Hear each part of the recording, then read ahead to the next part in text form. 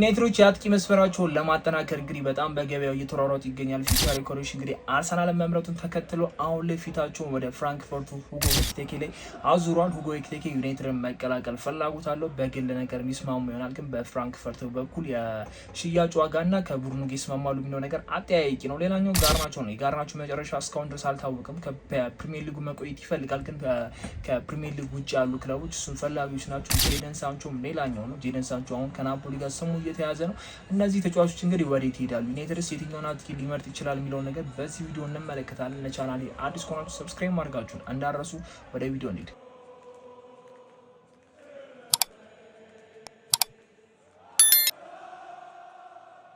ቪክቶር ዮኬሬሽ እንግዲህ አርሰናልን መርጧል። የሻምፒዮንስ ሊግ ተሳትፎና የአርሰናል ፕሮጀክት ተመችቶኛል በማለቱ አርሰናልን መርጧል። ፋብሪዞም በተናገረው ሁኔታ እንግዲህ አርሰናልን ስለመረጠ ዩናይትድ አልቀላቀልም አላለም። የአርሰናልን ፕሮጀክት መረጠ። አርሰናል ሻምፒዮንስ ሊግ ስለሚጫወትም እሱን ቅድሚያ ሰጠ እንጂ ዩናይትድን በጭራሽ አልቀላቀልም አላለም ማለቱን እንግዲህ ተሰምቷል። እንግዲህ በዚህኛው ሳምንት እንግዲህ እና ዩናይትድ ምናልባት እድል ሊኖር ይችላል። ምክንያቱም አርሰናሎች የሚፈልጉ ተጫዋች እስካሁን ድረስ ቤንጃሚን ሴስኮ ላይ ነው። አርሰናል የቪክቶር ዮኬሬሽ ዋጋ ውድነት እንግዲህ ወደ ቤንጃሚን ሴስኮ እንዲያተኩሩ አድርጓቸዋል። ያን ተጫዋች ለአመታት ሲፈልጉት ነበር። በዛ ላይ ደግሞ የእድሜያቸው ጋፕ አለ። ሲፈልጉትና ሲያጤኑት የነበሩት ደግሞ በደንብ ሲመለከቱት የነበረው ቤንጃሚን ሴስኮ ስለሆነ አንድ አይነት ዋጋ ላይ የተቀመጡ ተጫዋቾችን የ27 ዓመትና ወደ 22 ምናምን የሚጠጋ እድሜ ያላቸውን ተጫዋቾች ቅድሚያ የሚሰጣቸው እንግዲህ ክለቡ የሚፈልገው የቤንጃሚን ሴስኮን ይመስለኛል። ምናልባትም ቪክቶር ዮኬሬሽ የአርሰናል ሁለተኛ እቅድ ነው የሚሆነው እና አርሰናሎች እሱን ለመምረጥ ካልቻሉ ዩናይትድ በዚህ በኩል ድጋሚ እድል ሊያገኝ የሚችል ይመስለኛል።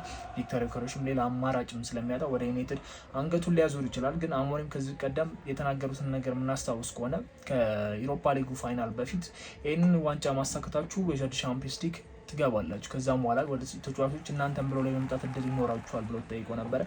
ክለቡን እንጂ ሻምፒዮንስ ሊግ ብለው የሚመጡ ተጫዋቾችን አንፈልግም ብለው ነበረ እና የማቲያስ ኩኛም ዝውውሩ ስንመለከት ክለቡን ፈልጎ እንደመጣና በኢንተርቪው ተመልክተናል። አርሰናል እየፈለገኝ አርሰናል ሻምፒዮንስ ሊግ ተሳታፊ ነው፣ በዛ ላይ ፕሪሚየር ሊጉ ላይ ሁለተኛ ነው የጨረሰው እና ዩናይትድን ብዬ የመጡት መጥፎ ዓመት ቢያሳልፉ ዩናይትድን ብዬን የመጡትና ዩናይትድን እወደዋለሁ ሲሉ ተናግሯል። በዚህ በኩል አሁን ብራያን ምቤሞም እንግዲህ በእነሱ ትናም እየፈለጉት ስቲል ዩናይትድ ነው የምመርጠው ብሎ እንግዲህ የቀድሞ አሰልጣኙ በቤንፎርድ ሲያሰለጥን የነበረው አሰልጣኝ ወደ ቶተናም ማምራቱን ተከትሎ እዛም ጥሪ ቢቀርብለት ስቲል የአንደኛ ምርጫው ዩናይትድ ነው ተናግሯል እና የአሞሪም ንግግሮችና ዩናይትድ ወደ ዩናይትድ የሚቀላቀሉ ቲሞች አንድ አይነት ነገር እየሆነ ይመስለኛል።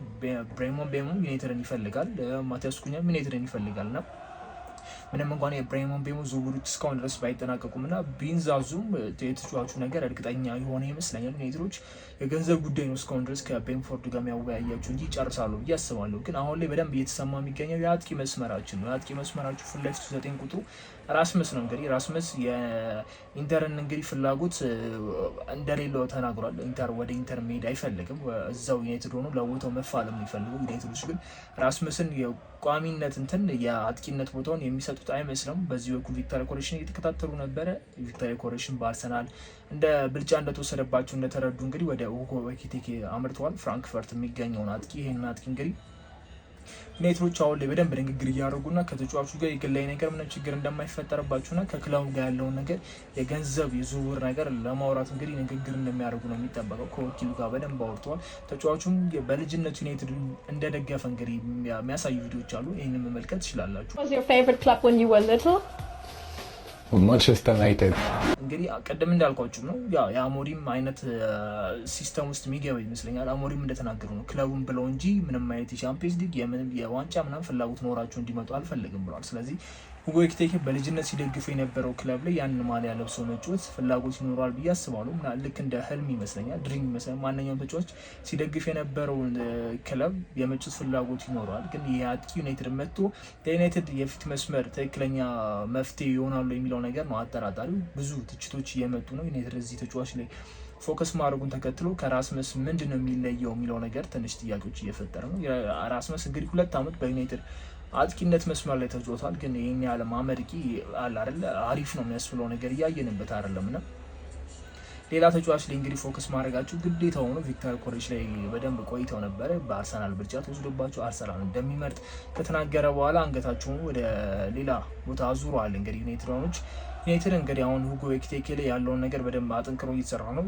ከ100 ሚሊዮን ወደ 60 የሚጠጋ ቀንሷል እና ከዚህ ወዴት እንዴት እንደተቀነሰ አላውቅም። ማርሙሽ ወደ ሲቲ ሲቀላቀል በ60 ምናምን ነበር፣ ከዛው ከፍራንክፈርት ነው የመጣው ልብ ካላላችሁ እና ወደ 60 ምናምን የሚጠጋ ሚሊዮን እፈልጋለሁ እየተባለ የሚገኘው አሁን ላይ የገበያ ዋጋ እንደዛ ነው። ዩናይትድ ያንን የሚያቀርብ ከሆነ ፍራንክፈርቶች ተጫዋቹን እንደሚለቁት ነው እየተነገረ የሚገኘው እና ዩናይትድ ኦልሞስት ለቪክተር ዮኬሬሽም 60 ምናምን ሊያወጣ ነበርና አያወጣም ብዬ አላሰብም። ለሁጎ ኤኪቲኬ ግን አሁን ችግር የሚሆንባቸው የተጫዋቾች ሽያጭ አለበት። ዩናይትድ ፋይናንሻል ፌር ፕሌይ የጥሰቱ እስካሁን አለበት እና ተጫዋቾች መሸጥ አለበት። ተጫዋቾችን ለማስፈረም በቪክተር ዮኬሬሽ ዙሪያ ተጫዋች መሸጥ አለበት። ጥያቄ ለማቅረብም የተቸገረበት አንደኛው ምክንያት እሱ ነው። እነ ሳንቾ አሉ፣ እነ ራሽፎርድ፣ ጋርናቾ፣ አንቶኒ በጣም ብዙ ተጫዋቾች እንግዲህ ዩናይትድ ቤት ይሸጣሉ ተብሎ ይጠበቃሉ እና በዋናነት ክለቡን በስርዓት ይለቃሉ የሚባሉት አንቶኒ፣ ጋርናቾ፣ ራሽፎርድ እና ሳንቾ ናቸው። እነዚህ 4 ተጫዋቾች ግዴታ መሸጥ አለባቸው። ዩናይትድ የሆነ ተጫዋች ላይ ከጥያቄ አቅርቦ ብሮችን ኢንቨስት ለማድረግ እነዚህ መሸጥ አለባቸው እና ካልተሸጡ ችግር ይፈጥርበታል። ፋይናንሻል ፌር ፕሌይን ይጥሳል እና ብዙ ነገር ነው የሚደርስበት በዛ ምክንያት እና ያንን ነገር ጠብቆ ወደ ክለቡ ተጫዋቾች ያመጣል የሚባል ነገር እስቲ እየተጠበቀ ነው። እሱ ነው ችግር የሆነባቸው። የሁጎ ኤኪቲኬ ነገር አሁንም ተስፋ አለው። ተጫዋቹ በግል ነገር ከዩናይትድ ጋር ችግር የለበትም። የቻምፒዮንስ ሊግ ተሳትፎ ምናምን ነገር ማይል ነገር ነው። በደሞዝም በጥቅማ ጥቅም ከዩናይትድ ጋር ችግር እንደሌለበት ነው እና ፍራንክፈርትና ዩናይትድ የሚያደርጉት ነገር ነው የሚጠበቀው። እስካሁን ድረስ ምንም አይነት ጥያቄ አላቀረቡም፣ ግን በሚቀጥሉት ቀናቶች ምናልባት ጥያቄ ማቅረብ እድል ይኖራቸዋል። ግን መጀመሪያ የመጨረሻ ያለባቸው ጉዳይ ያለ ይመስለኛል። የብሬሞ ቤሞ ነገር እስካሁን ድረስ አላለቅም። በቤንፎርድና በዩናይትድ ንግግር እየተደረገ ነው። ተጫዋቹ በግል ነገር ከዩናይትድ ጋር ጨርሷል። ቤንፎርድ እና ዩናይትዶች ናቸው መስማማት ያቀታቸው። በዚህ በኩል ቶተናም ገብቶባቸውም ነበረ፣ ግን ስቲል ብሬሞ ቤሞ ዩናይትድ እንደሚፈልግ ካሳወቀ በኋላ ዩናይትዶች ዝውውሩ እንደሚያሳኩት እርግጠኛ ናቸው። ግን እሱ ላይ በደንብ ያቀዘቅዙት ይመስለኛል። እሱ ማቀዝቀዛቸው ደግሞ የአጥቂውን ነገር ያንጓትተዋል ብዬ አስባለሁ እና ይህ ነገር እንዳይንጓትትና ታይማችሁን እንዳይወስድ የብሬሞ ቤሞ ዝውውር ቶሎ ጨርሶ ወደ አጥቂው ፎከስ ቢያደርጉ በጣም አሪፍ ይመስለኛል። እናንተ ምን ታስባላችሁ? ሁጎ ኤኪቲኬ ለዩናይትድ ትክክለኛ አጥቂ ይመስላችኋል? ከራስመስ በምንድን ነው የሚለየው? ቪክተር ዮኬሬሽስ ምናልባት አርሰናል አልፈልገውም ካለ ወደ ዩናይትድ መምጣት አለበት የለበትም? ምን አይነት አስተያየት ናላችሁ? ኮመንት ላይ ያስቀምጡልኝ። እኔ ቪክተር ዮኬሬሽ አርሰናል ካልፈለገው ወደ ዩናይትድ ባይመጣ ምን አይነት ተጫዋች ነው? ምክንያቱም የመጀመሪያ ምርጫው አርሰናል ነው። ቻምፒየንስ ሊግ ይፈልጋል። የአርሰናል ፕሮጀክት ተመችቶኛል ብሏል እና እዛ ክለብ ስላልፈለገው እኛ ጋር መጥቶ የሆነ ለእኛ ተሟጋች ይሆናል፣ ለእኛ አሪፍ ነገር ያሳያል ብዬ አላስብም። ክለቡን የሚወድ ተጫዋች፣ ለክለቡ ታሪክ መጻፍ የሚፈልግ ተጫዋቾችን ማስፈረም በጣም አሪፍ ይመስለኛል እና እናንተ እስቲ ያላችሁን አስተያየት አስቀምጡልኝ። ስለ ጋርናቾ እናወራ። ጋርናቾ እንግዲህ ከዩሮፓ ሊጉ ፋይናል በኋላ በግልጽ ነው እንግዲህ በነጋታው አሞሪም አንተ ክለብ ፈልግ ብሎ ተጫዋቾች ፊት የተናገሩት የተባለው በጣም ብዙ ሲወራ ነበረ። በመጨረሻ ምን ክለቡና እሱ ውይይት ባረጉት መሰረት እንደሚለያይ ከተረጋገጠ በኋላ ክለቡ ወዴት ይሄዳል፣ ጋርናቾ መጨረሻው የት ነውና ከጋርናቾ ፍላጎቱ እዛ ፕሪሚየር ሊግ መቆየት ነው። ቴናግ ደግሞ የጋርናቾ አንደኛው ፈላጊ ናቸው። ሌቨርኩሰን እንግዲህ አሰልጣኝ መሆን ችሏል ቴናግ ነው። እሱን የማስፈረም ፍላጎት አላቸው። ጋርናቾ ስቲል ግን የፕሪሚየር ሊግ ቲሞችን እየጠበቀ ነው። በዚህ በኩል ናፖሊ ያለ ናፖሊን ፈላጊ ነው። ግን አሁንም ቢሆን ምናልባት ቼልሲ ከጃንዋሪ ጀምሮ የጋርናቾ ፈላጊ ነው። ቼልሲ ያለ በዚህ በኩል አርሰናል አለ። አርሰናል ወደ በማርቲኔሊ በኩል ያለውን ነገር ለመፍታት ሲሉ እንግዲህ ጋርናቾን እንዲመለከቱ ይችላሉ። ግን የመጀመሪያ ቅድማቸው ኒኮ ዊሊያምስ ነው። ኒኮ ዊሊያምስ በአርሰናል የመቀላቀል እድል ስላለው አርሰናል ምናልባትም ጋርናቾን ሊፈልግ ይችላል። በዚህ በኩል ደግሞ ቪላ አለ። ቪላን ፈላጊ ነው እና እነዚህ የሶስት የፕሪሚየር ሊግ ቲሞች እንግዲህ የጋርናቾ ፈላጊዎች ናቸው። ጋርናቾ የመጨረሻው የት ይሆናል፣ መዳረሻው የት ነው የሚለው ነገር የሚያጓጓ ነገር ይመስለኛል። ለዩናይትዶችም ትልቅ ብር የሚያስገኝ ይመስለኛል። ዩናይትድ ተጫዋቹ ላይ 70 ሚሊዮን የለጠፈው እንግዲህ 70 በጣም ብዙ ነው እና ምናልባትም ከ60 እስከ 70 ባሉት ሁኔታዎች ይሸጣሉ። ያንን ሸጠው ደግሞ የአጥቂ መስመር ላይ ወር ደግሞ የሆነ ቦታ ላይ የሚያስፈርም የሚችሉትን ተጫዋች ወይ ደግሞ ፋይናንሻል ፌር ፕሌያቸውን የሚያጣፉበት ነገር ይመስለኛል። እና የጋርናቾ ነገር በጣም ተጠባቂ ዝውውር ነው በዚህኛው ክረምት። ሳንቾ ነው። ሳንቾ እንግዲህ ከቼልሲ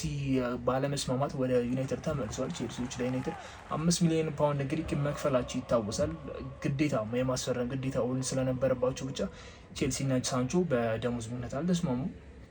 ስለዚህ አሁን የዩናይትድ ንብረት ሆኗል ሳንቾ። ሳንቾን ለመሸጥ እንግዲህ ዩናይትድ ይገደዳሉ። ተጫዋቹ ዩናይትድ መጫወት አይፈልግም። ዩናይትድም ሳንቾን እዛ በእነሱ ማሊያ ማጫወት አይፈልጉም። በአዲሱ ማሊያ ላይ ስሙ እንግዲህ አልታተምም። የተጫዋቾች ስም ተለጥፎ እንግዲህ ቁጥራቸው ተለጥፎ ከሚታተሙት መሀል እንግዲህ ሳንቾ አንደኛው የለም፣ ራሽፎርድም የለም፣ የአንቶኒም ስም የለም። እነዚህ ሶስት ተጫዋቾች እንግዲህ ስማቸው ያልታተመና ምናልባትም ሰውን በእርግጠኝነት በዚህኛው ክረምት ዩናይትድን ይለቃሉ ተብሎ የሚጠበቁ ናቸው። ሳንቾ አሁን ላይ ከናፖሊ ጋር ስሙ እየተያዘ ነው። ምናልባትም ወደ ናፖሊ ኦር ደግሞ ዶርትመንት ወደ የቀድሞ ክለቡ ምናልባት ጥያቄ የሚያቀርቡ ከሆነ ወደዛ የሜት እድል ይኖረዋል። ሳንቾም ወደዛ የመመለስ ፍላጎት ሊኖር ይችላል።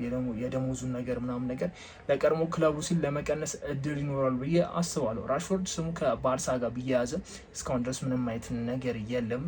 ራሽፎርድ በጣም ፈላጊ ነው ባርሴሎና እሱን በውሰት የግዴታ የማስፈረም ግዴታ ያለበት የውሰት ውል እየፈለጉ ነው። ግን ስቲል ዩናይትድ ፋይናንሻል ፌር ፕሌውን እንትን ለማለት ሲል ተጫዋቾችን መሸጥና መሸጥ ብቻ ነው ያለው አማራጭ። በውሰት የመስጠት ፍላጎት የለውም እና ራሽፎርድ መጨረሻው የት ነው የሚለው ነገር አጠራጣሪ ነው።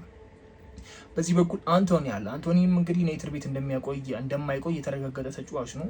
ሌላኛውም እንግዲህ ራሱ ያመጡት አሰልጣኝ ቴን ሃግ እንግዲህ በሊቨርኩሰን አሰልጣኝነታቸው ከጋርናቸው በተጨማሪ አንቶኒ ይፈልጉታል። አንቶኒ የተለጠፈበት ዋጋ 50 ሚሊዮን ነው እና 50 ሚሊዮን ለአንቶኒ ከፍሎ ይወስዱታል አይወስዱትም የሚለው ነገር አጠራጣሪ ነው። ሌላ ክለብ እስካሁን እንግዲህ ስሙ አልተያዘም። ሪያል ቤቲሶች አንቶኒ ለማስፈረም የሚችሉ አቅም ያላቸው አይመስለኝም። የአንቶኒ ደሞዝ ከፍተኛ ነው እና ሪያል ቤቲስ ለአንቶኒ የሚከፍለው ደሞዝ ያን ያለ የሚሆን አይመስለኝም። ዩናይትድ እንደሚከፍለው አይከፍልም። አንቶኒ ደሞዙን ቀንሶ እዚያ ይቆያል የሚለው ነገርም የማይዋጥ ነገር ነው እና ምናልባት ወደ ሊቨርኩሰን ሊሄድ ይችላል የሚለው ነገር አጣብቂኝ ነው። ዩናይትድ እነዚህ 3 ተጫዋቾች እና 4 ተጫዋቾች ምናምን የሚጠጉ መሸጥ ግዴታ ነው ያለበት። ግዴታ የውሰት ውል ራሱ ማያዋጣ ነው። ምናልባት አንድ ተጫዋች የውሰት ውል 3ቱን ግን በግዴታ መሸጥ ያለበት ነው እና ፋይናንሻል ፌር ፕሌውን ጠብቆ የአጥቂ መስመሩን ለመግዛት የብሬን ምቤሞ ዝውውሮች ለመግዛት እንግዲህ ሌሎችም በረኛ የሚያስፈልገው እንግዲህ የመሀል አማካኝ ብዙ እየተወራ ይገኛል። ግን አማካኝ ላይ ሜኑ አሉ፣ ማውንት አለው፣ ጋርሲ ያለ እነ ካስሜሮ የሚቆዩ ይመስላሉና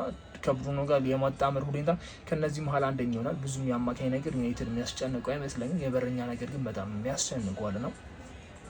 በረኛ ለማስፈረም ገንዘብ ማውጣት ይጠበቅባቸዋል እና እነዚህ ተጫዋቾች እጁ ላይ ያሉ ዩናይትድ ተጫዋች ያስፈረመዋል ቶሎ ይጨርሳሉ የሚለው ነገር በጣም አጠራጣሪ ነው። የብሬን ምቤሞ ዝውውሩ ካለቀ ግን የፍራንክፈርቱ አጥቂ ሁጎ ኤኪቲኬ የዩናይትድ አንደኛ ዝውውር የሚሆን ይመስለኛል። ከዛ ውጭ ሌላ ፎከስ የሚያደርጉት ዝውውር አይመስለኝም። ምናልባት ቪክተር ኮሬሽ በአርሰናል ሙሉ ለሙሉ አንፈልገም የሚል ነገር ከተሰማ ድጋሚ ዩናይትዶች ወደዛ ሊያመሩ የሚችሉበት አጋጣሚ ሊኖር ይችላል። አሁን ላይ ተጠባቂው ነገር የሁጎ ኤኪቲኬ ወሬና የብሬን ምቤሞ ነገር ነው። ያው ከሁለቱ ማን ቀድሞ ይፈርማል ኦልሞስት ያለቀለት ነው የብሬን ምቤሞ ነገር ግን እስካሁን ድረስ ተንዛዝቷል። በዚህ በኩል ደግሞ ንግግሮች እያደረጉ ነው በተጫዋቹ ዙሪያ።